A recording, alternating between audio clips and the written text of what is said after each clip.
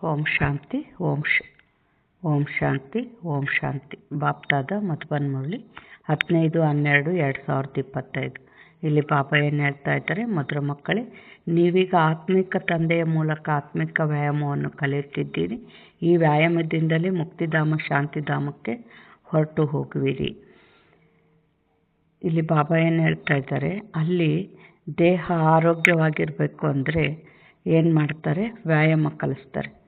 ಇಲ್ಲಿ ನಾವು ಸುಖ ಶಾಂತಿ ಪಡಿಬೇಕು ಅಂದರೆ ಬಾಬಾ ನಮಗೆ ಯಾವ ವ್ಯಾಯಾಮ ಕಲಿಸ್ತಾ ಇದ್ದಾರೆ, ಆತ್ಮಿಕ ಅಂದರೆ ಮನ್ಮನಾಭಾವ ಅಂದರೆ ಸದಾ ಎಲ್ಲಿರಬೇಕು, ಮನಸ್ಸು ತಂದೆಯಲ್ಲಿ ಇರಬೇಕು. ಪ್ರಶ್ನೆ, ತಂದೆಯು ಮಕ್ಕಳಿಗೆ ಪುರುಷಾರ್ಥ ಮಾಡಿಸುತ್ತಿರುತ್ತಾರೆ, ಆದರೆ ಮಕ್ಕಳು ಯಾವ ಮಾತಿನಲ್ಲಿ ಭಾಳ ಸ್ಟ್ರಿಕ್ಟ್ ಇರಬೇಕಾಗಿದೆ. ಉತ್ತರ, ಹಳೆಯ ಪ್ರಪಂಚಕ್ಕೆ ಬೆಂಕಿ ಬೀಳುವ ಮೊದಲೇ ತಯಾರಾಗಿರಿ. ತಮ್ಮನ್ನು ಆತ್ಮ ಎಂದು ತಿಳಿದು ತಂದೆಯ ನೆನಪಿನಲ್ಲಿದ್ದು ತಂದೆಯಿಂದ ಸಂಪೂರ್ಣ ಆಸ್ತಿಯನ್ನು ತೆಗೆದುಕೊಳ್ಳುವುದರಲ್ಲಿ ಬಹಳ ಕಟ್ಟುನಿಟ್ಟಾಗಿರಬೇಕಾಗಿದೆ. ಅನುತ್ತೀರ್ಣರಾಗಬಾರದು. ಹೇಗೆ ಆ ವಿದ್ಯಾರ್ಥಿಗಳು ಅನುತ್ತೀರ್ಣರಾದರೆ ಪಶ್ಚಾತ್ತಾಪ ಪಡುತ್ತಾರೆ, ನಮ್ಮದು ಇಡೀ ವರ್ಷ ವ್ಯರ್ಥವಾಗಿ ಹೋಯಿತು ಎಂದು ತಿಳಿಯುತ್ತಾರೆ. ಕೆಲವರಂತೂ ಓದದಿದ್ದರೆ ಏನು ಎಂದು ಹೇಳುತ್ತಾರೆ. ಆದರೆ ನೀವು ಇದರಲ್ಲಿ ಬಹಳ ಬಿಗಿಯಾಗಿರಬೇಕು. ಶಿಕ್ಷಕರು ಟೂಲೇಟ್ ಎಂದು ಹೇಳುವಂತಾಗಬಾರದು. ಇಲ್ಲಿ ಬಾಬಾ ಏನು ಹೇಳ್ತಾ ಇದ್ದಾರೆ, ಬೆಂಕಿ ಬೀಳುವ ಮೊದಲೇ ತಯಾರಾಗ್ರಿ ಅಂತಾರೆ. ಅಂದರೆ ಯಾವಾಗ ವಿನಾಶ ಸ್ಟಾರ್ಟ್ ಆಯ್ತಂದರೆ, ಈಗ ಬಾಬಾ ಏನು ಮಾಡ್ತಾ ಇದ್ದಾರೆ, ತಂದೆ ಪಾತ್ರ ಮಾಡ್ತಾ ಇದ್ದಾರೆ, ನಮಗೆ ಪಾಲನೆ ಕೊಡ್ತಾ ಇದ್ದಾರೆ. ಅಂದರೆ ಚಕ್ಕರ ಹಾಕ್ತಾ ನಮಗೆ ಯೋಗ ಮಾಡಿಸ್ತಿರ್ತಾರೆ, ಜ್ಞಾನದಲ್ಲಿ ನಡೆಸ್ತಿರ್ತಾರೆ, ಸೇವೆಯಲ್ಲಿ ಶ್ರೀಮತದಂತೆ ನಡೆಸ್ತಿರ್ತಾರೆ. ಇದು ನಡೀತಾ ಇದೆ ತಂದೆ ಪಾತ್ರ. ಆದರೆ ಯಾವಾಗ ವಿನಾಶ ಸ್ಟಾರ್ಟ್ ಆಯ್ತಂದರೆ ಬಾಬಂದು ಧರ್ಮರಾಜನ ಪಾತ್ರ ಶುರುವಾಗ್ತೈತೆ. ಅವಾಗೇನು ನಾವೇನು ಕರ್ಮ ಉಳಿಸ್ಕೊಂಡಿರ್ತೀವೋ ಅದಕ್ಕೆ ಶಿಕ್ಷೆನ ಭೋಗಿಸೋದು, ಆ ಶಿಕ್ಷೆ ಕೊಡೋ ಪಾತ್ರ ಧರ್ಮರಾಜನ ಪಾತ್ರ ಶುರುವಾಗ್ತೈತೆ. ಅಲ್ಲಿಗೆ ಬಾಬಾ ಧರ್ಮರಾಜ ಆದ್ರಂದ್ರೆ ಅಲ್ಲಿ ನಮ್ಮ ಪುರುಷಾರ್ಥ ಸ್ಟಾಪು. ಅದಕ್ಕಿಂತ ಮೊದಲೇ ತಯಾರಾಗಿಬಿಡ್ರಿ ಅಂತ ಬಾಬಾ ಹೇಳ್ತಾ ಇದ್ದಾರೆ. ಓಂ ಶಾಂತಿ. ಆತ್ಮಿಕ ತಂದೆಯು ಆತ್ಮಿಕ ಮಕ್ಕಳಿಗೆ ಆತ್ಮಿಕ ಪಾಠಶಾಲೆಯಲ್ಲಿ ಆದೇಶ ನೀಡುತ್ತಾರೆ, ಅಥವಾ ಈ ರೀತಿ ಹೇಳಬಹುದು, ಮಕ್ಕಳಿಗೆ ವ್ಯಾಯಾಮವನ್ನು ಕಲಿಸುತ್ತಾರೆ. ಹೇಗೆ ಶಿಕ್ಷಕರು ಆದೇಶ ನೀಡುತ್ತಾರೆ ಹಾಗೂ ವ್ಯಾಯಾಮವನ್ನು ಕಲಿಸುತ್ತಾರಲ್ಲವೇ, ಈ ಆತ್ಮಿಕ ತಂದೆಯು ಸಹ ಮಕ್ಕಳಿಗೆ ಡೈರೆಕ್ಟ್ ಹೇಳುತ್ತಾರೆ. ಏನು ಹೇಳುತ್ತಾರೆ, ಮನ್ಮನಾಭವ. ಹೇಗೆ ಅವರು ಅಟೆನ್ಷನ್ ಪ್ಲೀಸ್ ಎಂದು ಹೇಳುತ್ತಾರೆ, ಹಾಗೆಯೇ ತಂದೆಯು ಹೇಳುತ್ತಾರೆ ಮನ್ಮನಾಭವ. ಇದು ಹೇಗೆ ಪ್ರತಿಯೊಬ್ಬರು ತಮ್ಮ ಮೇಲೆ ತಾವು ಕೃಪೆ ತೋರಿಸಿಕೊಳ್ಳುವಂಥದ್ದಾಗಿದೆ. ತಂದೆಯು ತಿಳಿಸುತ್ತಾರೆ, ಮಕ್ಕಳೇ, ನನ್ನೊಬ್ಬನನ್ನೇ ನೆನಪು ಮಾಡಿ ಅಶರೀರಿಯಾಗಿ. ಈ ಆತ್ಮಿಕ ವ್ಯಾಯಾಮವನ್ನು ಆತ್ಮಗಳಿಗೆ ಆತ್ಮಿಕ ತಂದೆಯೇ ಕಲಿಸುತ್ತಾರೆ. ಅವರು ಪರಮ ಶಿಕ್ಷಕನಾಗಿದ್ದಾರೆ. ನೀವೆಲ್ಲರೂ ಉಪಾಧ್ಯಾಯರಾಗಿದ್ದೀರಿ. ನೀವು ಸಹ ಎಲ್ಲರಿಗೆ ಹೇಳುತ್ತೀರಿ, ನೀವು ತಮ್ಮನ್ನು ಆತ್ಮ ಎಂದು ತಿಳಿದು ತಂದೆಯನ್ನು ನೆನಪು ಮಾಡಿ. ದೇಹಿ ಅಭಿಮಾನಿ ಭವ. ಏನು ಹೇಳಿದರು ಬಾಬಾ, ದೇಹಿ ಅಭಿಮಾನಿ ಭವ ಅಂದರೆ ದೇಹನ ನೋಡ್ದಂಗೆ ಆತ್ಮನ ನೋಡೋದು. ಯಾಕೆ, ದೇಹನ ನೋಡಿದಾಗ ಅವರು ದೇಹದಿಂದ ಏನು ಕರ್ಮ ಮಾಡಿರ್ತಾರೋ ಅವೇ ವಿಚಾರ, ನೆಗೆಟಿವ್ ವಿಚಾರ, ವ್ಯರ್ಥ ವಿಚಾರಗಳಿಂದ ಆತ್ಮದಲ್ಲಿ ನೆಗೆಟಿವ್ ಶಕ್ತಿ ತುಂಬಿ ಆತ್ಮ ಬಹಾರ ಆಗುತ್ತೆ, ಪರಂಧಾಮಕ್ಕೆ ಹಾರಲ್ಲ. ನೋಡ್ರಿ, ನಮಗೆ ಅಮೃತ ವೇಳೆ ಇದ್ದ ಸ್ಥಿತಿ ಆಗಲೇ 8 ಗಂಟೆ 10 ಗಂಟೆಗಿರಲ್ಲ. ಯಾಕೆ, ದೇಹದಾರಿಗಳ ಜೊತೆಗೆ ದೇಹದಾರಿಗಳ ಸಂಬಂಧ ಸಂಪರ್ಕದಲ್ಲಿ ಬಂದಷ್ಟು ವ್ಯರ್ಥ ವಿಚಾರಗಳಲ್ಲಿ ಹೋಗಿ ಏನಾಗ್ತೈತೆ, ಸ್ಥಿತಿ ಕಡಿಮೆ ಆಗ್ತೈತೆ. ಆದರೆ ಸ್ಥಿತಿ ಕಡಿಮೆ ಆಗಬಾರ್ದು ಅಂದರೆ ಆತ್ಮಾಭಿಮಾನಿ ದೇಹಿ ಅಭಿಮಾನಿ ಸ್ಥಿತಿ ಇರಬೇಕು. ಅಂದರೆ ನಾನು ಆತ್ಮ, ಈ ದೇಹನ ನೋಡ್ದಂಗೆ ಆತ್ಮನ ನೋಡ್ತಾ ಇರೋದು. ಯಾಕೆಂದರೆ ಆತ್ಮನ ನೋಡಿದಾಗ ಆತ್ಮ ಪವಿತ್ರ ಸ್ವರೂಪ, ಅಲ್ಲಿ ಯಾವುದೇ ರೀತಿಯ ವ್ಯರ್ಥ ವಿಚಾರಗಳು ಬರಲ್ಲ. ಬಾಬಾ ಇಲ್ಲಿ ಏನು ಹೇಳ್ತಾ ಇದ್ದಾರೆ, ಮನ್ಮನಾಭವದ ಅರ್ಥವೂ ಇದೇ ಆಗಿದೆ. ತಂದೆಯು ಮಕ್ಕಳ ಕಲ್ಯಾಣಕ್ಕಾಗಿ ಸಲಹೆ ಕೊಡುತ್ತಾರೆ. ತಾನು ಯಾರಿಂದಲೂ ಕಲಿತಿಲ್ಲ, ಮತ್ತೆಲ್ಲ ಶಿಕ್ಷಕರು ಸ್ವಯಂ ಕಲಿತು ನಂತರ ಕಲಿಸುತ್ತಾರೆ. ಆದರೆ ಈ ಶಿಕ್ಷಕರು ಯಾವುದೇ ಶಾಲೆಯಲ್ಲಿ ಓದಿ ಕಲಿತಿಲ್ಲ. ಇವರು ಕೇವಲ ಕಲಿಸಿಕೊಡುತ್ತಾರೆ. ನಾನು ನೀವು ಆತ್ಮಗಳಿಗೆ ಆತ್ಮಿಕ ವ್ಯಾಯಾಮವನ್ನು ಕಲಿಸುತ್ತೇನೆಂದು ಹೇಳುತ್ತಾರೆ. ಅವರೆಲ್ಲರೂ ದೈಹಿಕ ಮಕ್ಕಳಿಗೆ ದೈಹಿಕ ವ್ಯಾಯಾಮವನ್ನು ಕಲಿಸುತ್ತಾರೆ. ಅವರು ವ್ಯಾಯಾಮವನ್ನು ಶರೀರದಿಂದಲೇ ಮಾಡಲಾಗುತ್ತದೆ. ಇದರಲ್ಲಿ ಈ ಶರೀರದ ಮಾತಿಲ್ಲ. ತಂದೆಯು ತಿಳಿಸುತ್ತಾರೆ, ನನಗೆ ಯಾವುದೇ ಶರೀರವಿಲ್ಲ. ನಾನಂತೂ ವ್ಯಾಯಾಮವನ್ನು ಕಲಿಸುತ್ತೇನೆ, ಸಲಹೆ ನೀಡುತ್ತೇನೆ. ನನ್ನಲ್ಲಿ ವ್ಯಾಯಾಮವನ್ನು ಕಲಿಸುವ ಪಾತ್ರವು ಡ್ರಾಮಾನುಸಾರ ಅಡಕವಾಗಿದೆ, ಸರ್ವಿಸ್ ಅಡಕವಾಗಿದೆ. ವ್ಯಾಯಾಮವನ್ನು ಕಲಿಸುವುದಕ್ಕಾಗಿಯೇ ಬರುತ್ತೇನೆ. ನೀವು ತಮೋಪ್ರಧಾನರಿಂದ ಸತೋಪ್ರಧಾನರಾಗಬೇಕಾಗಿದೆ. ಇದು ಬಹಳ ಸಹಜವಾಗಿದೆ. ಏಣಿಯ ಚಿತ್ರವು ನಿಮ್ಮ ಬುದ್ಧಿಯಲ್ಲಿದೆ. ಹೇಗೆ 84 ಜನ್ಮಗಳ ಚಕ್ರವನ್ನು ಸುತ್ತಿ ಕೆಳಗಿಳಿದಿದ್ದೇವೆ. ನೀವೀಗ ಹಿಂತಿರುಗಿ ಹೋಗಬೇಕೆಂದು ತಂದೆಯು ತಿಳಿಸುತ್ತಾರೆ. ಈ ರೀತಿ ಮತ್ತಾರು ತಮ್ಮ ಅನುಯಾಯಿಗಳಿಗೆ ಅಥವಾ ವಿದ್ಯಾರ್ಥಿಗಳಿಗೆ ಆತ್ಮಿಕ ಮಕ್ಕಳೇ ಈಗ ಹಿಂತಿರುಗಿ ಹೋಗಬೇಕೆಂಬ ಮಾತನ್ನು ತಿಳಿಸುವುದಿಲ್ಲ. ಆತ್ಮಿಕ ತಂದೆಯ ವಿನಃ ಮತ್ತಾರು ಈ ರೀತಿ ತಿಳಿಸಲು ಸಾಧ್ಯವಿಲ್ಲ. ಮಕ್ಕಳಿಗೆ ತಿಳಿದಿದೆ, ನಾವೀಗ ಹಿಂತಿರುಗಿ ಹೋಗಬೇಕಾಗಿದೆ. ಈ ಪ್ರಪಂಚವೇ ಈಗ ತಮೋಪ್ರಧಾನವಾಗಿದೆ. ನಾವು ಸತೋಪ್ರಧಾನ ಪ್ರಪಂಚದ ಮಾಲೀಕರಾಗಿದ್ದೆವು. ನಂತರ 84 ಜನ್ಮಗಳ ಚಕ್ರವನ್ನು ಸುತ್ತಿ ತಮೋಪ್ರಧಾನ ಪ್ರಪಂಚದ ಮಾಲೀಕರಾಗಿದ್ದೇವೆ. ಇಲ್ಲಿ ದುಃಖವೇ ದುಃಖವಿದೆ. ಅಂದ್ರೇನು? ಸತ್ಯಯುಗದಲ್ಲಿ 100% ದೈವಶಕ್ತಿ ಇತ್ತು. ಆದರೆ ಒಂದು ದೇಹ ಬಿಟ್ಟು ಒಂದು ದೇಹ ತಗೊಂಡು ಜೀವನ ಮಾಡ್ದಂತಲ್ಲ. ಮೊಬೈಲ್ ಯೂಸ್ ಮಾಡಿದರೆ ಹೆಂಗೆ ಶಕ್ತಿ ಕಡಿಮೆ ಆಗ್ತದೋ ಹಾಗೆ ನಮ್ಮ ದೇಹದಲ್ಲಿ, ನಮ್ಮ ಆತ್ಮದಲ್ಲಿ ಕೂಡ ಶಕ್ತಿ ಕಡಿಮೆ ಆಯಿತು. ಪಾಪಾತ್ಮರಾಗ್ತಾ ಹೋದ್ವಿ, ತಮೋಪ್ರಧಾನರಾಗ್ತಾ ಹೋದ್ವಿ. ಈ ತಮೋಪ್ರಧಾನ ಆಗಿ ಇಡೀ ಜಗತ್ತು ಕೂಡ ತಮೋಪ್ರಧಾನ ಆಗಿರೋದ್ರಿಂದ ಇಲ್ಲಿ ದುಃಖನೇ ದುಃಖ ಇದೆ. ಜಗತ್ತಿನಲ್ಲೆಲ್ಲ ಪಾಪದ ಶಕ್ತಿ ತುಂಬಿಡುತ್ತೆ. ಬಾಬಾ ಏನು ಹೇಳ್ತಾ ಇದ್ದಾರೆ? ತಂದೆಗೆ ದುಃಖಾರ್ಥ ಸುಖಕರ್ತನೆಂದು ಹೇಳುತ್ತಾರೆ. ಅರ್ಥಾತ್ ತಮೋಪ್ರಧಾನರಿಂದ ಸತೋಪ್ರಧಾನರನ್ನಾಗಿ ಮಾಡುವವರು ಒಬ್ಬರೇ ತಂದೆಯಾಗಿದ್ದಾರೆ. ನೀವು ಮಕ್ಕಳು ತಿಳಿದುಕೊಂಡಿದ್ದೀರಿ. ನಾವು ಬಹಳ ಸುಖವನ್ನು ನೋಡಿದ್ದೇವೆ, ಹೇಗೆ ರಾಜ್ಯಭಾರ ಮಾಡಿದ್ದೆವು ಎಂಬುದು ನೆನಪಿಲ್ಲ. ಆದರೆ ಗುರಿಧ್ಯೇಯವು ಸಮ್ಮುಖದಲ್ಲಿದೆ. ಸ್ವರ್ಗವು ಹೂವಿನ ಉದ್ಯಾನವನವಾಗಿದೆ. ನಾವೀಗ ಮುಳ್ಳುಗಳಿಂದ ಹೂಗಳಾಗುತ್ತಿದ್ದೇವೆ. ಹೇಗೆ ನಿಶ್ಚಯವನ್ನಿಡುವುದೆಂದು ನೀವು ಹೇಳುವುದಿಲ್ಲ. ಒಂದು ವೇಳೆ ಸಂಶಯವಿದ್ದರೆ ವಿನಶ್ಯಂತಿಯಾಗುವರು. ಹೇಗೆ ನಿಶ್ಚಯವಿಡೋದು? ಹೇಗೆ ಪುರುಷಾರ್ಥ ಮಾಡಿದಂತಲ್ಲ, ಅನುಭವ ಆಗ್ತಾ ಹೋಗ್ತದೆ. ತಂದೆಯ ಪ್ರೀತಿ, ತಂದೆಯ ಸಹಯೋಗ, ಸ್ನೇಹ, ಹೇಗೆ ಬಾಬಾ ಪಾರ್ ಮಾಡ್ತಾರೆ, ಎಲ್ಲದೂ ಅನುಭವ ಆಗ್ತಾ ಹೋಗ್ತದೆ. ಯಾವಾಗ ನಮಗೆ ಅನುಭವ ಆಗ್ತಾ ಹೋಗ್ತದೋ ಆಗ ನಿಶ್ಚಯ ಹೆಚ್ಚಾಗ್ತಾ ಹೋಗ್ತದೆ. ಆದರೆ ಕೆಲವ್ರದ್ದು ಅನುಭವ ಆಗುವಷ್ಟು ಬಾಬನ ನೆನಪಾಗೋದೇ ಇಲ್ಲ. ಅವರು ಏನು ಮಾಡ್ತಾರೆ? ಸಂಶಯದಲ್ಲಿ ಬಂದು ವಿನಶ್ಯಂತಿ ಆಗ್ತಾರೆ. ಶಾಲೆಯಿಂದ ಹೆಜ್ಜೆಯನ್ನು ಹೊರತೆಗೆದರೆ ವಿದ್ಯಾಭ್ಯಾಸವು ನಿಂತು ಹೋಗುವುದು, ಪದವಿಯು ವಿನಾಶವಾಗುವುದು, ಬಹಳ ನಷ್ಟವಾಗುತ್ತದೆ. ಅಂದರೆ ಅವರು ಪ್ರಜೆಗಳಲ್ಲಿಯೂ ಕಡಿಮೆ ಪದವಿಯನ್ನು ಪಡೆಯುತ್ತಾರೆ. ಮೂಲ ಮಾತು ಸತೋಪ್ರಧಾನ ಪೂಜ್ಯ ದೇವಿ ದೇವತೆಗಳಾಗಬೇಕಾಗಿದೆ. ಈಗಂತೂ ದೇವತೆಗಳಲ್ಲ. ನೀವು ಬ್ರಾಹ್ಮಣರಿಗೆ ತಿಳುವಳಿಕೆ ಬಂದಿದೆ. ಬ್ರಾಹ್ಮಣರೇ ಬಂದು ತಂದೆಯಿಂದ ಈ ಡ್ರಿಲ್ಲನ್ನು ಕಲಿಯುತ್ತೀರಿ. ಒಳಗೆ ಖುಷಿಯೂ ಇರುತ್ತದೆ. ಈ ವಿದ್ಯೆಯು ಬಹಳ ಇಷ್ಟವಾಗುತ್ತದೆ ಅಲ್ಲವೇ? ಭಗವಾನ್ ವಾಚ್ಯವಾಗಿದೆ. ಭಲೆ ಅವರು ಕೃಷ್ಣನ ಹೆಸರನ್ನು ಹಾಕಿದ್ದಾರೆ, ಆದರೆ ನೀವು ತಿಳಿದುಕೊಂಡಿದ್ದೀರಿ ಕೃಷ್ಣನು ಈ ಡ್ರಿಲ್ಲನ್ನು ಕಲಿಸಲಿಲ್ಲ. ಇದನ್ನು ತಂದೆಯೇ ಕಲಿಸುತ್ತಾರೆ. ಕೃಷ್ಣನ ಆತ್ಮವು ಸಹ ಭಿನ್ನ ನಾಮರೂಪಗಳನ್ನು ಧಾರಣೆ ಮಾಡುತ್ತಾ ಈಗ ತಮೋಪ್ರಧಾನವಾಗಿದೆ. ಬಾಬಾ ಏನು ಹೇಳ್ತಾರೆ? ಕೃಷ್ಣ ಭಗವಂತ ಅಂತ ಶಾಸ್ತ್ರದಲ್ಲಿ ಬರ್ತಿಟ್ಬಿಟ್ಟಾರೆ. ಆದರೆ ಜನನ ಮರಣದಲ್ಲಿ ಬರೋ ಕೃಷ್ಣ ಭಗವಂತ ಆಗೋಕ್ಕೆ ಹೇಗೆ ಸಾಧ್ಯ?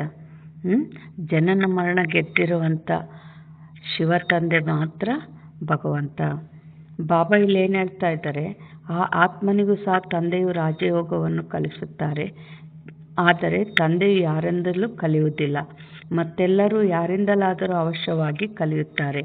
ಆದರೆ ಇವರು ಕಲಿಸುವಂಥ ಆತ್ಮಿಕ ತಂದೆಯಾಗಿದ್ದಾರೆ. ಅವರು ನಿಮಗೆ ಕಲಿಸುತ್ತಾರೆ, ಮತ್ತೆ ನೀವು ಅನ್ಯರಿಗೆ ಕಲಿಸಿಕೊಡುತ್ತೀರಿ. ನೀವು 84 ಜನ್ಮಗಳನ್ನು ಪಡೆದು ಪತಿತರಾಗಿದ್ದೀರಿ. ಈಗ ಮತ್ತೆ ಪಾವನರಾಗಬೇಕಾಗಿದೆ. ಅದಕ್ಕಾಗಿ ಆತ್ಮಿಕ ತಂದೆಯನ್ನು ನೆನಪು ಮಾಡಿ. ಭಕ್ತಿ ಮಾರ್ಗದಲ್ಲಿ ನೀವು ಪತಿತ ಪಾವನ ಎಂದು ಹಾಡುತ್ತಾ ಬಂದಿದ್ದೀರಿ. ಈಗಲೂ ಸಹ ನೀವು ಎಲ್ಲಿಯಾದರೂ ಹೋಗಿ ನೋಡಿ, ನೀವು ರಾಜ ಋಷಿಗಳಲ್ಲವೇ? ಎಲ್ಲಿ ಬೇಕಾದರೂ ತಿರುಗಾಡಬಹುದು. ನಿಮಗೆ ಯಾವುದೇ ಬಂಧನವಿಲ್ಲ. ನಿಮಗೆ ಈ ನಿಶ್ಚಯವಿದೆ, ಬೇಹದ್ದಿನ ತಂದೆಯು ನಮ್ಮ ಸೇವೆಗಾಗಿ ಬಂದಿದ್ದಾರೆ. ಅಂದ ಮೇಲೆ ತಂದೆಯು ಮಕ್ಕಳಿಂದ ವಿದ್ಯೆಯ ಶುಲ್ಕವನ್ನು ಹೇಗೆ ತೆಗೆದುಕೊಳ್ಳುವರು? ಹೇಗೆ ಶಿಕ್ಷಕನ ಮಕ್ಕಳು ಅದೇ ಶಾಲೆಯಲ್ಲಿ ಓದುತ್ತಿದ್ದರೆ ಅವರಿಗೆ ಉಚಿತವಾಗಿ ಓದಿಸುತ್ತಾರಲ್ಲವೇ, ಹಾಗೆಯೇ ಈ ತಂದೆಯು ಉಚಿತವಾಗಿ ಓದಿಸುತ್ತಾರೆ. ಅಂದ ಮೇಲೆ ನಾವು ಎಲ್ಲವನ್ನೂ ತಂದೆಗೆ ಕೊಡುತ್ತೇವೆ ಎಂದು ನೀವು ತಿಳಿಯಬೇಡಿ. ಇದು ಶುಲ್ಕವಲ್ಲ. ವಾಸ್ತವದಲ್ಲಿ ನೀವು ತಂದೆಗೆ ಕೊಡುವುದೇನೂ ಇಲ್ಲ, ಬದಲಾಗಿ ನೀವು ಅವರಿಂದ ಇನ್ನಷ್ಟು ಪಡೆದುಕೊಳ್ಳುತ್ತೀರಿ. ನೋಡ್ರಿ, ಇಲ್ಲಿ ಏನು ಹೇಳಿದ್ರು ಬಾಬಾ? ಉಚಿತವಾಗಿ ಹೇಳ್ಕೊಡ್ಲಾಗ್ತತೆ ಅಂತ. ಆದರೆ ಧನ ಸೇವೆ ಅಂತ ಇರ್ತತೆ. ನಾವು ಹಣ ಕೊಡ್ತೀವಲ್ಲ, ಇವರು ಸುಮ್ಮನೆ ಉಚಿತ ಅಂತ ಹೇಳ್ತಾರೆ ಅಂತ ಕೆಲವ್ರ ಸಂಕಲ್ಪ. ಇವಾಗ ಕೊಡ್ತೀವಿ, ಹಣ ಕೊಡ್ತೀವಿ, ಆದರೆ ಬಾಬಾಗೆ ಕೊಡ್ತೀವ? ನಮ್ಮ ವ್ಯವಸ್ಥೆಗೆ ಕೊಡ್ತೀವಿ. ಬಾಬಾ ಏನು ಮಾಡ್ತಾರೆ? ಊಟ ಮಾಡೋಕ್ಕೆ ಹೊಟ್ಟೆ ಇಲ್ಲ, ಬಟ್ಟೆ ತೊಡಬೇಕಂದ್ರೆ ಶರೀರ ಇಲ್ಲ. ನಮ್ಮ ಹಣ ಏನು ಮಾಡ್ತಾರೆ ಬಾಬಾ? ನಮ್ಮ ದುಡ್ಡನ್ನು ಏನೂ ಉಪಯೋಗಿಸಲ್ಲ. ಯಜ್ಞದಲ್ಲಿ ಮತ್ತು ದುಡ್ಡಿಲ್ಲಿದ್ರೆ ಏನಾಗ್ತತೆ? ಅದಕ್ಕೆ ಇಲ್ಲಿ ಹಣ ಕೊಡ್ತೀವಿ, ನಮ್ಮ ವ್ಯವಸ್ಥೆಗೆ ಕೊಡ್ತೀವಿ. ಮತ್ತು ಇದೇನಿದು? ಈಶ್ವರೀಯ ಬ್ಯಾಂಕು. 1 ರೂಪಾಯಿಗೆ 5 ಕೋಟಿ ಕೊಡುವಂಥ, 5 ಕೋಟಿ ರಿಟರ್ನ್ ಪಡೆಯುವಂಥ ಬ್ಯಾಂಕ್ ಇದು. ಇಲ್ಲಿ ಯಾವುದೇ ಪುರುಷಾರ್ಥ, ಅನುಭವ ಆಗುವಂಥ ಪುರುಷಾರ್ಥ ಆಗಬೇಕು. ಮಕ್ಕಳೇ ಬುದ್ಧಿವಂತರಾಗಿ ಇಲ್ಲಿ ಪಡೀರಿ ಅಂತ ಹೇಳ್ತಾರೆ ಬಾಬಾ. ಅಂದರೆ ನಾವು ಧನ ಸೇವೆ ಮಾಡಿದಷ್ಟು ಹೇಗೆ ಬಾಬಾ ನಮಗೆ ಹೆಚ್ಚು ಹೆಚ್ಚು ಕೊಡ್ತಾ ಹೋಗ್ತಾರೋ, ಆಮೇಲೆ ಎಲ್ಲೋ ಖರ್ಚಾಗೋದನ್ನು ನಿಲ್ಲಿಸ್ತಾರೆ. ಆಸ್ಪತ್ರೆಗಳಿಗಿರ್ಬೋದು, ಎಲ್ಲೋ ವ್ಯರ್ಥವಾಗಿ ಹೋಗೋದನ್ನು ಅಲ್ಲಿ ಬಾಬಾ ನಮಗೆ ವ್ಯರ್ಥವಾಗಿ ಹೋಗೋದನ್ನು ಸ್ಟಾಪ್ ಮಾಡ್ತಾರೆ. ಮತ್ತು ಸತ್ಯಯುಗದಾಗ ನಾವೆಲ್ಲ ಪಡೆದಿರ್ತೀವಿ, ಆದರೆ ನಾವು ತಂದೆಯಿಂದ ಪಡೆದೀವಿ ಅನ್ನೋ ಇರೋ ಅನುಭವ ಇರಲ್ಲ. ಬಟ್ ಇಲ್ಲಿ ಅನುಭವ ಮಾಡಬೇಕು. ಯಾವುದೇ ಆಯಿತು, ಧನ ಸೇವೆ ಮಾಡಿದಷ್ಟು ಹೇಗೆ ನಮಗೆ ಸಂಪತ್ತು ಕೊಡ್ತಾ ಹೋಗ್ತಾರೆ ಬಾಬಾ, ಹೆಚ್ಚೆಚ್ಚಾಗ್ತತೆ. ಇಲ್ಲಿ ಅನುಭವ ಮಾಡಬೇಕು. ನಾವು ಅನುಭವ ಮಾಡಿ ಹೆಚ್ಚು ಹೆಚ್ಚು ಧನ ಸೇವೆ ಮಾಡಿ ನಾವೇನು ಮಾಡೋಂಥರ ಪಡಿಬೇಕು. ಆಮೇಲೆ ಯಾವುದೇ ನೆಗೆಟಿವ್ ವಿಚಾರಗಳಲ್ಲಿ ಹೋಗಬಾರ್ದು. ನಾವು ನೆಗೆಟಿವ್, ಕೆಲವರು ವ್ಯರ್ಥವಾಗಿ ವಿಚಾರ ಮಾಡ್ತಿರ್ತಾರೆ. ಇದು ಯಾರು ಬಳಸಿಬಿಡ್ತಾರೋ ಏನೋ, ಅವ್ರು ತಗೊಂತಾರೆ, ಇವ್ರು ತಗೊಂತಾರೆ ಅಂತ. ಆ ಥರ ಎಲ್ಲ ವ್ಯರ್ಥ ವಿಚಾರ ಮಾಡಬಾರ್ದು. ಇವತ್ತು ಇಷ್ಟು ದೊಡ್ಡ ಯಜ್ಞ ನಡೀತಾ ಇದೆ, ಅಲ್ಲಿ ಮಧುಬನದಲ್ಲಿ ನೋಡೋಕ್ಕೆ 2 ಕಣ್ಣು ಸಾಲದು, ಅಷ್ಟೆಲ್ಲ ನಡೀತಾ ಐತೆ. ಇವರು ಎಲ್ಲರೂ ಎಲ್ಲ ನಿಮಿತ್ತರು ಅವರು ಎಲ್ಲ ಕೊಟ್ಟಾಗ ಮಾತ್ರ ಅಲ್ಲ, ಅಲ್ಲಿ ಕೂಡ ಧನ ಸೇವೆ ಬರೋದು, ಹಣ ಬರೋದು. ಮಧುಬನದಲ್ಲಿ ಅಲ್ಲಿ ಕೊಡೋದಿರುತ್ತೆ, ಇಲ್ಲಿ ಜೋನ್ಗಳಲ್ಲಿ ಕೊಡೋದಿರುತ್ತೆ. ಹೌದಾ? ವ್ಯರ್ಥ ಸಂಕಲ್ಪಗಳಲ್ಲಿ ಬರಬಾರ್ದು. ನಾವು ಶುದ್ಧ ಸಂಕಲ್ಪಗಳಿಂದ ಧನ ಸೇವೆ ಮಾಡಿದರೆ ಅಲ್ಲಿ ನಾವು ಹಾಕಿದಂಥ ದುಡ್ಡು ಸಫಲ ಆಗ್ತದೆ. ಆಮೇಲೆ ನಾವು ವ್ಯರ್ಥ ವಿಚಾರಗಳಿಂದ ನಾವು ಸೇವೆ ಮಾಡಿವಂದರೆ ಅಲ್ಲಿ ನಮಗೆ ಸಫಲತೆ ಸಿಗಲ್ಲ. ನಮ್ಮ ಅಲ್ಲಿ ದುಡ್ಡು ಆ ವ್ಯರ್ಥಕ್ಕೆ ಹೋಗಿರ್ತದೆ. ಯಜ್ಞದಾಗ ನಾವು ಶುದ್ಧ ಮನಸ್ಸಿನಿಂದ ಹಾಕಬೇಕು. ನಂತರ ಬಾಬಾ ಇಲ್ಲೇನು ಹೇಳ್ತಾರೆ? ನೀವು ನನ್ನ ಭಂಡಾರದಲ್ಲಿ ಹಾಕ್ರಿ, ವಾಪಸ್ ನಿಮಗೆ ಕೊಡೋ ಜವಾಬ್ದಾರಿ ನಂದು ಅಂತ ಹೇಳಾರ. ನಾವು ಕೊಟ್ಟ ಧನಕ್ಕೆ ವಾಪಸ್ ಬರ್ತತ್ತಲ್ಲ. ಇನ್ನೊಂದು ವಿಚಾರ, ಯಾವ ರೀತಿ ವ್ಯರ್ಥ ನೆಗೆಟಿವ್ ನಾವು ಮಾಡಬಾರ್ದು. ಶುದ್ಧ ಮನಸ್ಸಿನಿಂದ ಮಾಡ್ತಾ ಹೋಗಬೇಕು. ಬಾಬಾ ಇಲ್ಲೇನು ಹೇಳ್ತಾ ಇದ್ದಾರೆ? ಇಲ್ಲಿ ನೀವು ಕೊಡುವುದೇನೂ ಇಲ್ಲ, ಬದಲಾಗಿ ಇನ್ನೂ ಅವರಿಂದ ಇನ್ನಷ್ಟು ಪಡೆದುಕೊಳ್ಳುತ್ತೀರಿ. ಮನುಷ್ಯರು ದಾನ ಪುಣ್ಯ ಮಾಡುತ್ತಾರೆ, ಇದರ ಫಲವು ನಮಗೆ ಇನ್ನೊಂದು ಜನ್ಮದಲ್ಲಿ ಸಿಗುವುದೆಂದು ತಿಳಿಯುತ್ತಾರೆ. ಅವರಿಗೆ ಅಲ್ಪಕಾಲದ ಕ್ಷಣಭಂಗುರ ಸುಖವು ಸಿಗುತ್ತದೆ. ಈ ಬಲೆ ಇನ್ನೊಂದು ಜನ್ಮದಲ್ಲಿ ಸಿಗುತ್ತದೆ, ಆದರೆ ಅದು ಕೆಳಗಿಳುವಂಥ ಜನ್ಮದಲ್ಲಿಯೇ ಸಿಗುತ್ತದೆ. ಏಣಿಯನ್ನು ಇಳಿಯುತ್ತಲೇ ಬರುತ್ತೀರಲ್ಲವೇ? ಬಾಬಾ ಏನು ಹೇಳ್ತಾರೆ? ಈ ಸಂಗಮ ಯುಗದಾಗ ಮಾಡೋದೊಂದು ಜನ್ಮ, ರಿಟರ್ನ್ ಪಡೆಯೋದು 20 ಜನ್ಮ. ಬೇರೆ ಜನ್ಮಗಳಲ್ಲಿ ಮಾಡೋದೊಂದು ಜನ್ಮ, ಪಡೆಯೋದು ಕೂಡ ಒಂದೇ ಜನ್ಮ. ಬಾಬಾ ಇಲ್ಲೇನು ಹೇಳ್ತಾ ಇದ್ದಾರೆ? ಈಗ ನೀವು ಏನೆಲ್ಲವನ್ನು ಮಾಡುತ್ತೀರೋ ಅದು ಏರುವ ಕಲೆಯಲ್ಲಿ ಹೋಗುವುದಕ್ಕಾಗಿ ಮಾಡುತ್ತೀರಿ, ಕರ್ಮದ ಫಲವೆಂದು ಹೇಳುತ್ತಾರಲ್ಲವೇ? ಆತ್ಮಕ್ಕೆ ಕರ್ಮದ ಫಲ ಸಿಗುತ್ತದೆ. ಈ ಲಕ್ಷ್ಮೀನಾರಾಯಣರಿಗೂ ಸಹ ಕರ್ಮಗಳ ಫಲವೇ ಸಿಕ್ಕಿದೆಯಲ್ಲವೇ? ಬೇಹದ್ದಿನ ತಂದೆಯಿಂದ ಬೇಹದ್ದಿನ ಫಲವೂ ಸಿಗುತ್ತದೆ. ಭಕ್ತಿಯಲ್ಲಿ ಇಂಡೈರೆಕ್ಟ್ ಫಲವೂ ಸಿಗುತ್ತದೆ. ಡ್ರಾಮಾದಲ್ಲಿ ನಿಗದಿಯಾಗಿದೆ.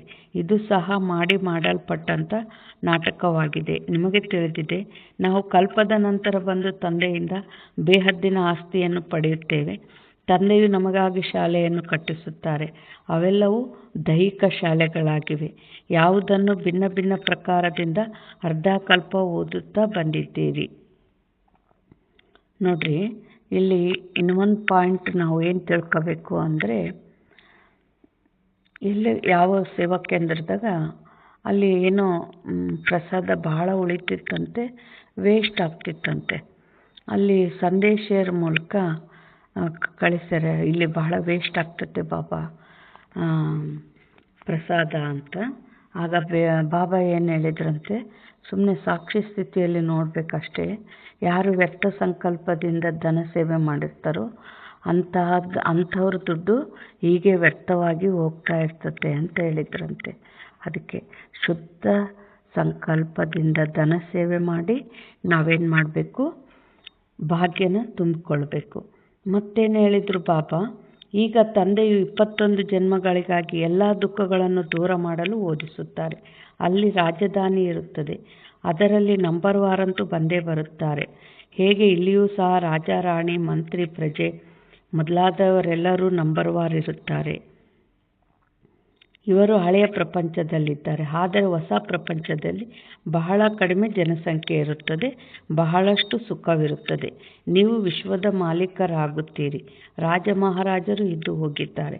ಅವರು ಎಷ್ಟೊಂದು ಖುಷಿಯನ್ನು ಆಚರಿಸುತ್ತಾರೆ. ಆದರೆ ತಂದೆಯು ತಿಳಿಸುತ್ತಾರೆ, ಅವರೆಲ್ಲರೂ ಕೆಳಗಿಳಿಯಲೇಬೇಕಾಗಿದೆ. ಎಲ್ಲರೂ ಕೆಳಗಿಳಿಯುತ್ತಾರೆ. ದೇವತೆಗಳ ಕಲೆಗಳು ಸಹ ನಿಧಾನವಾಗಿ ಕಡಿಮೆಯಾಗುತ್ತಾ ಹೋಗುತ್ತದೆ.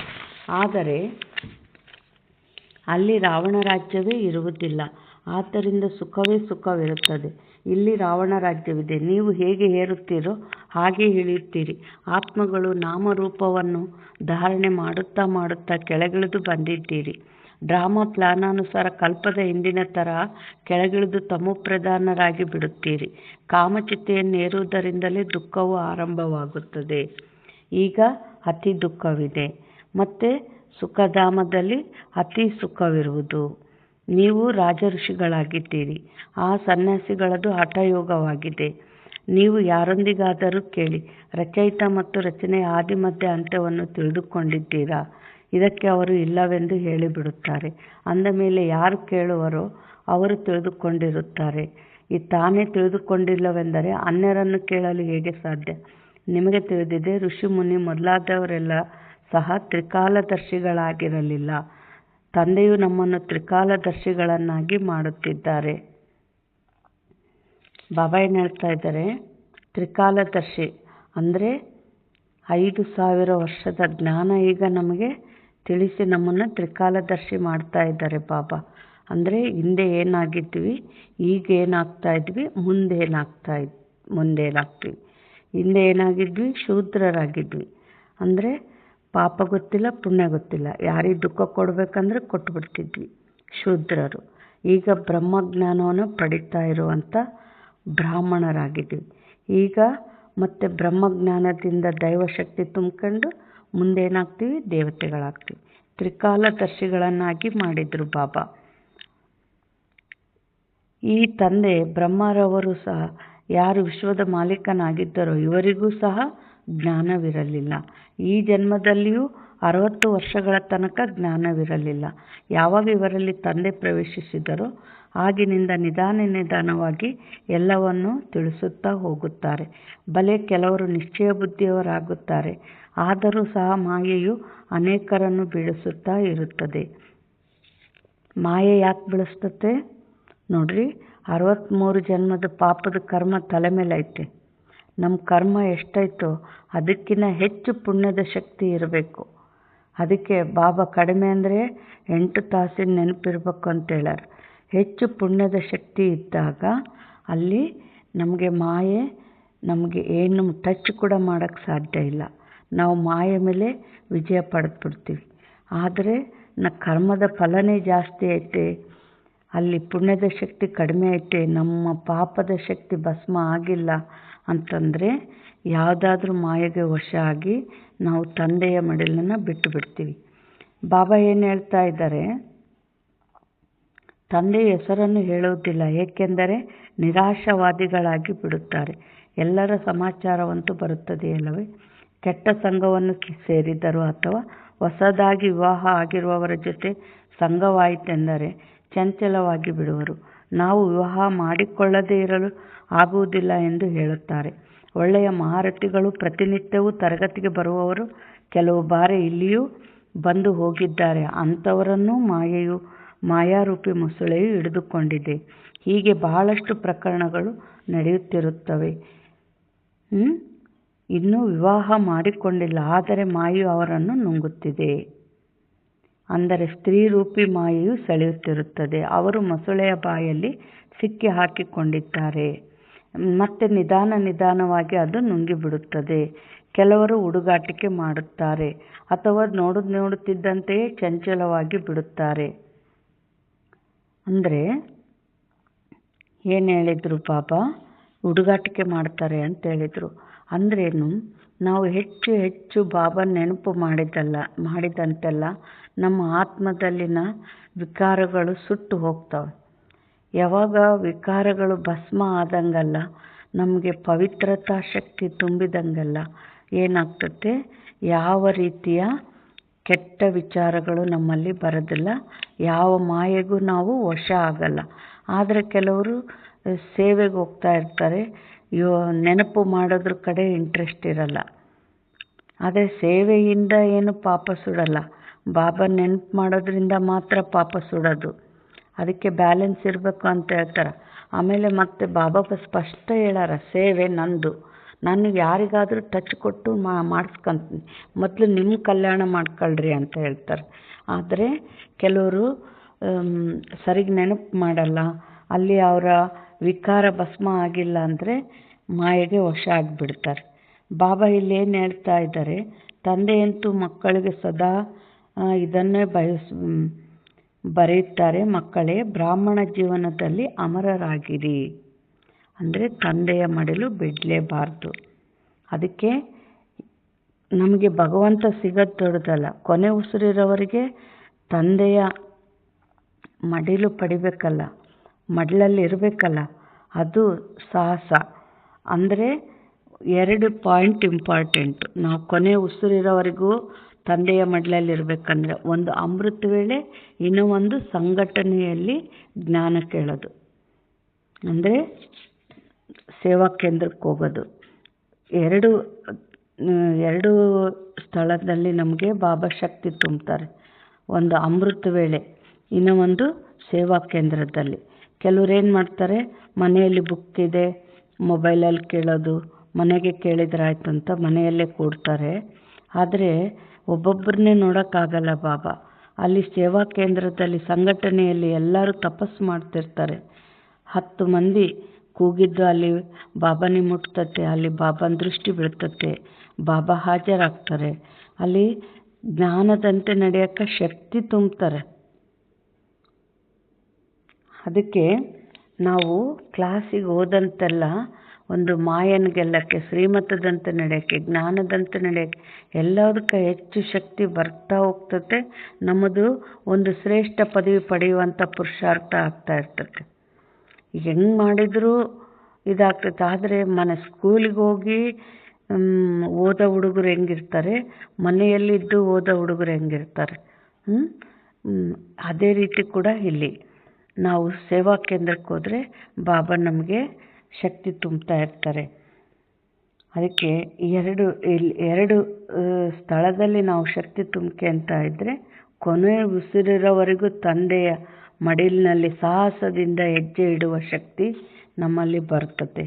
ಬಾಬಾ ಏನು ಹೇಳ್ತಾ ಇದ್ದಾರೆ, ಈಗ ಎಲ್ಲಿಯೂ ಮಾಯಾರೂಪಿ ಮೊಸಳೆಯು ನುಂಗಿ ಹಾಕುವಂತಾಗಬಾರದು. ಮಾಯು ಭಿನ್ನ ಭಿನ್ನ ರೂಪದಿಂದ ಹಿಡಿದುಕೊಳ್ಳುತ್ತದೆ. ಮೂಲ ಮಾತು ಕಾಮ ಮಹಾಶತ್ರುವಾಗಿದೆ. ಇದರಿಂದ ಬಹಳ ಸಂಭಾಲನೆ ಮಾಡಿಕೊಳ್ಳಬೇಕಾಗಿದೆ. ಪತಿತ ಪ್ರಪಂಚದಿಂದ ಪಾವನ ಪ್ರಪಂಚವು ಹೇಗಾಗುತ್ತಿದೆ ಎಂಬುದನ್ನು ನೀವು ನೋಡುತ್ತೀರಿ. ಇದರಲ್ಲಿ ತಬ್ಬಿಬ್ಬಾಗುವ ಮಾತೇ ಇಲ್ಲ. ಕೇವಲ ತಮ್ಮನ್ನು ಆತ್ಮ ಎಂದು ತಿಳಿದು ತಂದೆಯನ್ನು ನೆನಪು ಮಾಡುವುದರಿಂದ ಎಲ್ಲ ದುಃಖಗಳು ದೂರವಾಗಿ ಬಿಡುತ್ತದೆ. ತಂದೆಯೇ ಪತಿತ ಪಾವನ ಆಗಿದ್ದಾರೆ. ಇದು ಯೋಗ ಬಲವಾಗಿದೆ. ಭಾರತದ ಪ್ರಾಚೀನ ರಾಜಯೋಗವು ಬಹಳ ಪ್ರಸಿದ್ಧವಾಗಿದೆ. ಕ್ರಿಸ್ತನಿಗೆ 3000 ವರ್ಷಗಳ ಮೊದಲು ಸ್ವರ್ಗವಿತ್ತೆಂದು ಹೇಳುತ್ತಾರೆ. ಅಂದ ಮೇಲೆ ಅವಶ್ಯವಾಗಿ ಮತ್ಯಾವುದೇ ಧರ್ಮವಿರಲಿಲ್ಲ. ಎಷ್ಟು ಸಹಜ ಮಾತಾಗಿದೆ. ಆದರೆ ತಿಳಿದುಕೊಳ್ಳುವುದಿಲ್ಲ. ನೀವೀಗ ತಿಳಿದುಕೊಂಡಿದ್ದೀರಿ.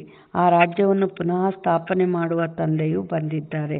5000 ವರ್ಷಗಳ ಮೊದಲು ಸಹ ಶಿವತಂದೆಯು ಬಂದಿದ್ದರು. ಅವಶ್ಯವಾಗಿ ಹೇಗೆ ಈ ಜ್ಞಾನವನ್ನು ಕೊಡುತ್ತಿದ್ದಾರೆಯೋ ಇದೇ ಜ್ಞಾನವನ್ನು ಕಲ್ಪದ ಹಿಂದೆಯೂ ಕೊಟ್ಟಿದ್ದರು. ಸ್ವಯಂ ತಂದೆ ಹೇಳುತ್ತಾರೆ, ನಾನು ಕಲ್ಪದ ಸಂಗಮಯುಗದಲ್ಲಿ ಸಾಧಾರಣ ತನುವಿನಲ್ಲಿ ಬಂದು ರಾಜಯೋಗವನ್ನು ಕಲಿಸುತ್ತೇನೆ. ನೀವು ರಾಜ ಋಷಿಗಳಾಗಿದ್ದೀರಿ. ಮೊದಲು ಆಗಿರಲಿಲ್ಲ. ಈಗ ತಂದೆಯೂ ಬಂದಿದ್ದಾರೆ. ಆದ್ದರಿಂದ ನೀವು ತಂದೆಯ ಬಳಿ ಇರುತ್ತೀರಿ, ಓದುತ್ತೀರಿ, ಸ್ಥೂಲ ಸೂಕ್ಷ್ಮ ಸೇವೆಯನ್ನು ಮಾಡುತ್ತೀರಿ. ಭಕ್ತಿ ಮಾರ್ಗದಲ್ಲಿಯೂ ಸರ್ವಿಸ್ ಮಾಡುತ್ತಾರೆ ಮತ್ತು ಗೃಹಸ್ಥವನ್ನು ಸಂಭಾಲನೆ ಮಾಡುತ್ತಾರೆ.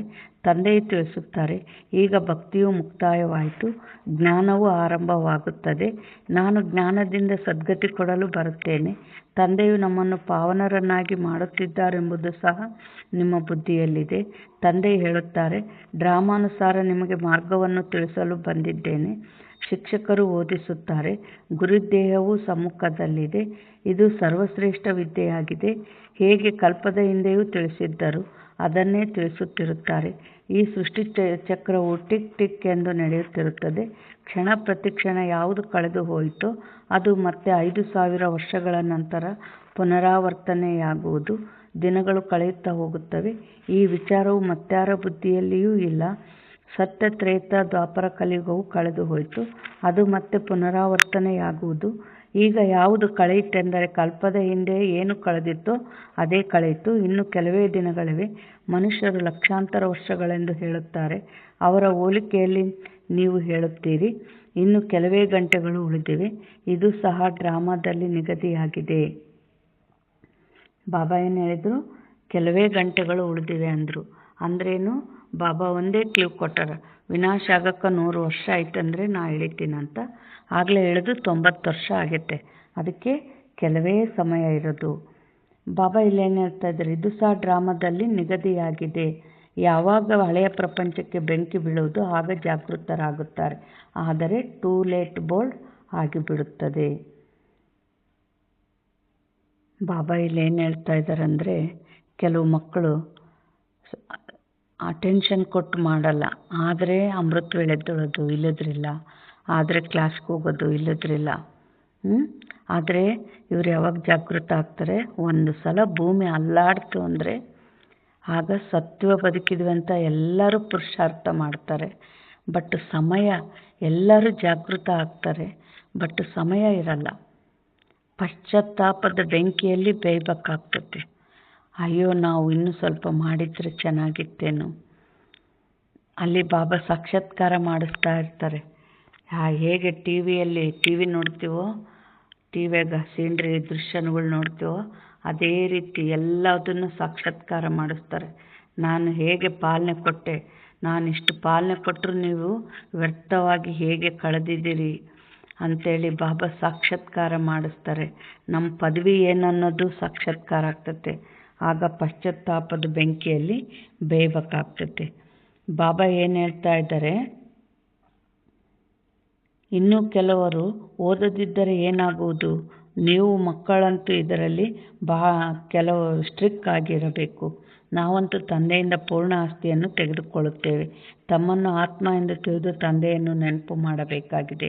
ಇದರಲ್ಲಿ ಯಾವುದೇ ಕಷ್ಟವಿದ್ದರೆ ತಂದೆಯೊಂದಿಗೆ ಕೇಳಬಹುದು. ಇದೇ ಮುಖ್ಯ ಮಾತಾಗಿದೆ. ತಂದೆಯು ಇಂದಿಗೆ 5000 ವರ್ಷಗಳ ಮೊದಲು ಸಹ ತಿಳಿಸಿದ್ದರು, ಮಕ್ಕಳೇ, ನನ್ನೊಬ್ಬನನ್ನೇ ನೆನಪು ಮಾಡಿ. ಪತಿತ ಪಾವನನು ನಾನಾಗಿದ್ದೇನೆ. ಕೃಷ್ಣನು ಎಲ್ಲರ ತಂದೆಯಲ್ಲ. ನೀವು ಶಿವ ಮತ್ತು ಕೃಷ್ಣನ ಪೂಜಾರಿಗಳಿಗೆ ಈ ಜ್ಞಾನವನ್ನು ತಿಳಿಸಿ. ಆತ್ಮವು ಪೂಜ್ಯನಾಗಿರಲಿಲ್ಲವೆಂದರೆ ಎಷ್ಟಾದರೂ ತಲೆಕೆಡಿಸಿಕೊಳ್ಳಿ, ಅವರಿಗೆ ಅರ್ಥವಾಗುವುದಿಲ್ಲ. ಅಂದರೆ ಅವರು ಸತ್ಯಯುಗ ತ್ರೇತಾಯುಗದಾಗ ಬರೋ ಪಾತ್ರ ಇಲ್ಲ ಅಂದರೆ ಈ ಮಾತುಗಳು ಅವ್ರನ್ನ ಒಪ್ಪೋದೇ ಇಲ್ಲ. ಅಂದರೆ ಸತ್ಯಯುಗ ತ್ರೇತಾಯುಗದಾಗ ಜೀವನ ಮಾಡಿದ್ದು ಅವರಲ್ಲಿ ಇತ್ತು, ಅಂದರೆ ಅವರು ಅನುಭವ ಇತ್ತು, ರೆಕಾರ್ಡ್ ಇತ್ತು ಆತ್ಮದಲ್ಲಿ, ಅಂದರೆ ಅದು ಇಮರ್ಜ್ ಆಗ್ತೈತೆ. ದಿವ್ಯ ಬುದ್ಧಿ ಕೊಟ್ಟಾಗ, ಬಾಬಾ ಕೊಟ್ಟಾಗ ಸತ್ಯ ಅಂತ ಒಪ್ಪುತ್ತಾರೆ, ಇಲ್ಲ ಅಂದರೆ ಒಪ್ಪಲ್ಲ ಅಂತ ಬಾಬಾ ಹೇಳ್ತಾರೆ. ಈಗ ಯಾರಾದರೂ ವಿವಾಹ ಮಾಡಿಕೊಂಡು ಕೆಳಗೆ ಬೀಳುತ್ತಾರೆ ಅಂದರೆ ಅವರು ಮತ್ತೆ ಬಂದು ಜ್ಞಾನವನ್ನು ತೆಗೆದುಕೊಂಡು ಮುಂದುವರಿಯಬಹುದು. ಆದರೆ ಆಸ್ತಿಯು ಬಹಳ ಕಡಿಮೆಯಾಗುವುದು, ಏಕೆಂದರೆ ಬುದ್ಧಿಯಲ್ಲಿ ಅನ್ಯರ ನೆನಪು ಕುಳಿತುಕೊಂಡಿತು. ಅದನ್ನು ತೆಗೆಯುವುದರಲ್ಲಿ ಬಹಳ ಕಷ್ಟವಾಗುತ್ತದೆ. ಮೊದಲು ಸ್ತ್ರೀಯ ನೆನಪು, ನಂತರ ಮಕ್ಕಳ ನೆನಪು ಬರುತ್ತದೆ. ಮಕ್ಕಳಿಗಿಂತಲೂ ಸ್ತ್ರೀಯ ನೆನಪು ಬಹಳ ಸೆಳೆಯುತ್ತದೆ, ಏಕೆಂದರೆ ಬಹಳ ಸಮಯದ ನೆನಪಲ್ಲವೇ. ಮಕ್ಕಳಂತೂ ನಂತರದಲ್ಲಿ ಆಗುತ್ತಾರೆ. ಮತ್ತೆ ಮಿತ್ರ ಸಂಬಂಧಿ, ಮಾವನ ಮನೆಯ ನೆನಪು ಬರುತ್ತದೆ. ಅದಕ್ಕಿಂತ ಮೊದಲು ಸ್ತ್ರೀ ಯಾರು ಬಹಳ ಸಮಯ ಜೊತೆ ನೀಡಿದ್ದಾರೆಯೋ ಅವರ ನೆನಪಿರುತ್ತದೆ. ಅದೇ ರೀತಿ ನಾವು ದೇವತೆಗಳ ಜೊತೆ ಬಹಳ ಸಮಯ ಇದ್ದೇವೆಂದು ನೀವು ಹೇಳುತ್ತೀರಿ. ಶಿವ ತಂದೆಯ ಜೊತೆ ಬಹಳ ಸಮಯದಿಂದ ಪ್ರೀತಿ ಇದೆ ಎಂದು ಹೇಳುವುದಿಲ್ಲ. ಅಂದರೆ ದೇವತೆಗಳ ಜೊತೆ ಅಂದರೆ 2,500 ವರ್ಷ ಏನು ಮಾಡಿವಿ, ಭಕ್ತಿ ಮಾಡಿವಲ್ಲ ದೇಹದಾರಿಗಳು, ಅವ್ರ ಜೊತೆಗೇ 2,500 ವರ್ಷ ಕಳೆದೀವಿ. ಬಾಬನ ಜೊತೆಗೆ ಸಂಗಮ ಯುಗ ಮಾತ್ರ. ಯಾವ ತಂದೆಯು 5,000 ವರ್ಷಗಳು ಮೊದಲು ಸಹ ನಮ್ಮನ್ನು ಪಾವನರನ್ನಾಗಿ ಮಾಡಿದರು, ಕಲ್ಪಕಲ್ಪವು ಬಂದು ನಮ್ಮ ರಕ್ಷಣೆ ಮಾಡುತ್ತಾರೆ. ಅದರಿಂದಲೇ ಅವರಿಗೆ ದುಃಖಾರ್ಥ ಸುಖಕರ್ತನೆಂದು ಹೇಳುತ್ತಾರೆ. ನಿಮ್ಮ ಬುದ್ಧಿಯೋಗವು ಸ್ಪಷ್ಟವಾಗಿರಬೇಕು. ತಂದೆಯು ತಿಳಿಸುತ್ತಾರೆ, ನೀವು ಈ ಕಣ್ಣುಗಳಿಂದ ಏನೆಲ್ಲವನ್ನು ನೋಡುತ್ತೀರೋ ಅದೆಲ್ಲವೂ ಭಸ್ಮವಾಗಲಿದೆ. ನೀವೀಗ ಸಂಗಮಯುಗದಲ್ಲಿದ್ದೀರಿ, ಅಮರಲೋಕವು ಬಂದಿದೆ. ನಾವೀಗ ಪುರುಷೋತ್ತಮರಾಗಲು ಪುರುಷಾರ್ಥ ಮಾಡುತ್ತಿದ್ದೇವೆ. ಇದು ಕಲ್ಯಾಣಕಾರಿ ಪುರುಷೋತ್ತಮ ಸಂಗಮಯುಗವಾಗಿದೆ. ಪ್ರಪಂಚದಲ್ಲಿ ಏನಾಗುತ್ತಿದೆ ಎಂಬುದನ್ನು ನೀವು ನೋಡುತ್ತಿರುತ್ತೀರಿ. ಈಗ ತಂದೆಯು ಬಂದಿದ್ದಾರೆ. ಒಳ್ಳೆಯದು. ಮಧುರಾತಿ ಮಧುರ ಅಗಲಿ ಹೋಗಿ ಮರಳಿ ಸಿಕ್ಕಿರುವ ಮಕ್ಕಳ ಪ್ರತಿ ಮಾತ್ಪಿತಾ ಬಾಪ್ದಾದರವರ ನೆನಪು, ಪ್ರೀತಿ ಹಾಗೂ ಸುಪ್ರಭಾತ. ಆತ್ಮಿಕ ತಂದೆಯಿಂದ ಆತ್ಮಿಕ ಮಕ್ಕಳಿಗೆ ನಮಸ್ತೆ. ಆತ್ಮಿಕ ಮಕ್ಕಳಿಂದ ಆತ್ಮಿಕ ತಂದೆ ತಾಯಿಗೆ ನೆನಪು, ಪ್ರೀತಿ ಹಾಗೂ ಸುಪ್ರಭಾತ. ನಮಸ್ತೆ ನಮಸ್ತೆ ನಮಸ್ತೆ. ಧಾರಣೆಗಾಗಿ ಮುಖ್ಯ ಸಾರ. ಮಾಯೆಯಿಂದ ಪಾರಾಗಲು ಸಂಘದೋಷದಿಂದ ತಮ್ಮನ್ನು ಬಹಳ ಸಂಭಾಲನೆ ಮಾಡಿಕೊಳ್ಳಬೇಕಾಗಿದೆ. ತನ್ನ ಬುದ್ಧಿಯೋಗವನ್ನು ಸ್ಪಷ್ಟವಾಗಿ ಇಟ್ಟುಕೊಳ್ಳಬೇಕು. ಶ್ವಾಸವನ್ನು ಸಹ ವ್ಯರ್ಥವಾಗಿ ಕಳೆಯಬಾರದು. ಜ್ಞಾನದಿಂದ ಸಫಲ ಮಾಡಿಕೊಳ್ಳಬೇಕಾಗಿದೆ. ಸಮಯ ಸಿಕ್ಕಿದರೆ ಸಾಕು. ಯೋಗ ಬಲವನ್ನು ಜಮಾ ಮಾಡಿಕೊಳ್ಳಲು ಆತ್ಮಿಕ ಡ್ರಿಲ್ನ ಅಭ್ಯಾಸ ಮಾಡಬೇಕು. ಈಗ ಯಾವುದೇ ಹೊಸ ಬಂಧನವನ್ನು ಮಾಡಿಕೊಳ್ಳಬಾರದು.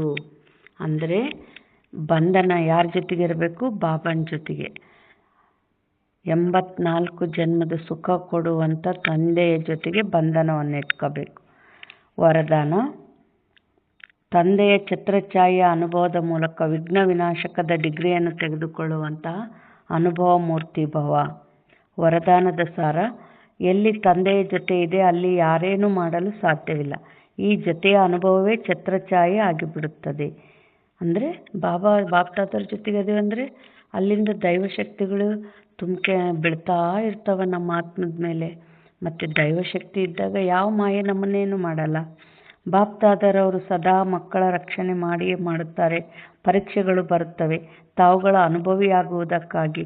ಆದ್ದರಿಂದ ಸದಾ ತಿಳಿದುಕೊಳ್ಳಬೇಕು, ಈ ಪರೀಕ್ಷೆಯು ಮುಂದಿನ ಕ್ಲಾಸಿಗೆ ಹೋಗುವುದಕ್ಕಾಗಿ ಬರುತ್ತಿದೆ. ಇದರಿಂದಲೇ ಸದಾ ಕಾಲಕ್ಕಾಗಿ ವಿಘ್ನ ವಿನಾಶಕನ ಡಿಗ್ರಿ ಮತ್ತು ಅನುಭವಿ ಮೂರ್ತಿಯಾಗುವ ವರದಾನವು ಸಿಕ್ಕಿಬಿಡುತ್ತದೆ. ಒಂದು ವೇಳೆ ಹೀಗೇನಾದರೂ ಸ್ವಲ್ಪ ವಿಘ್ನವನ್ನು ಹಾಕುತ್ತಾರೆಂದರೆ ನಿಧಾನವಾಗಿ ತಣ್ಣಗಾಗಿ ಬಿಡುತ್ತಾರೆ. ಇಲ್ಲಿ ಏನು ಹೇಳಿದರು ಬಾಬಾ? ನಮಗೆ ಸಮಸ್ಯೆಗಳು ಏನು ಮಾಡ್ತವೆ? ಅನುಭವ ಮೂರ್ತಿಗಳನ್ನಾಗಿ ಮಾಡ್ತವೆ. ಸ್ಲೋಗನ್: ಯಾರು ಸಮಯದಲ್ಲಿ ಸಹಯೋಗಿ ಆಗುತ್ತಾರೆ ಅವರಿಗೆ 1ಕ್ಕೆ ಪದಮದಷ್ಟು ಫಲ ಸಿಕ್ಕಿಬಿಡುತ್ತದೆ. ಅಂದರೆ ಅವಶ್ಯ ಇದ್ದಾಗ ಅಲ್ಲಿ ಸಹಯೋಗ ಕೊಟ್ಟರೆ ಯಜ್ಞಕ್ಕೆ ಫಲ ಜಾಸ್ತಿ ಅಂತ ಹೇಳ್ತಾರೆ ಬಾಬಾ. ಅವ್ಯಕ್ತ ಸೂಚನೆ: ಹೇಗೆ ನೋಡುವುದು, ಕೇಳುವುದು, ಹೇಳುವುದು ಈ ವಿಶೇಷ ಕರ್ಮ ಸಹಜ ಅಭ್ಯಾಸದಲ್ಲಿ ಬಂದಿದೆ. ಹಾಗೆಯೇ ಕರ್ಮಾತೀತರಾಗುವ ಸ್ಟೇಜ್, ಅರ್ಥಾತ್ ಕರ್ಮಗಳನ್ನು ಸಂಕ್ಷಿಪ್ತಗೊಳಿಸುವ ಶಕ್ತಿಯಿಂದ ಕರ್ಮಾತೀತರಾಗಿ ಬಿಡಿ. ಅಂದರೆ ಏನು? ಇನ್ನೂ ವಿಸ್ತಾರ ಮಾಡ್ಕೊಂತ ಹೋಗಬಾರ್ದು. ಬುದ್ಧಿನ ದೇಹದ ಜಗತ್ತಿನಲ್ಲಿ ವಿಸ್ತಾರ ಮಾಡಬಾರ್ದು. ಅವಶ್ಯಕತೆ ಎಷ್ಟೈತೋ ಅಷ್ಟು ಮಾಡೋದು, ಮತ್ತು ಅಂತರ್ಮುಖಿ ಆಗಿಬಿಡೋದು, ಆತ್ಮಿಕ ಸ್ಥಿತಿಯಲ್ಲಿ ಬಂದುಬಿಡೋದು. ಒಂದಾಗಿದೆ ಕರ್ಮ ಅಧೀನ ಸ್ಟೇಜ್, ಇನ್ನೊಂದಾಗಿದೆ ಕರ್ಮಾತೀತ. ಅರ್ಥಾತ್ ಕರ್ಮ ಅಧಿಕಾರಿ ಸ್ಟೇಜ್ ಚೆಕ್ ಮಾಡಿಕೊಳ್ಳಿರಿ. ಅಂದರೆ ದೇಹಕ್ಕೆ ವಶ ಆಗಿ ಮಾಡಿದ್ದು ಏನಾಗ್ತದೆ ಅಧೀನ, ಆತ್ಮಿಕ ಸ್ಥಿತಿಯಲ್ಲಿ ಮಾಡಿದ್ದು ಅಧಿಕಾರಿ ಸ್ಟೇಜ್ ಚೆಕ್ ಮಾಡಿಕೊಳ್ಳಿರಿ. ನನ್ನ ಕರ್ಮೇಂದ್ರಿಯ ಜೀತ್ ಸ್ವರಾಜ್ಯ ಅಧಿಕಾರಿ ರಾಜರ ರಾಜ್ಯ ಕಾರೋಬಾರ್ ಸರಿಯಾಗಿ ನಡೆಯುತ್ತಿದೆಯೇ? ಒಳ್ಳೆಯದು. ಓಂ ಶಾಂತಿ, ಓಂ ಶಾಂತಿ, ಓಂ ಶಾಂತಿ.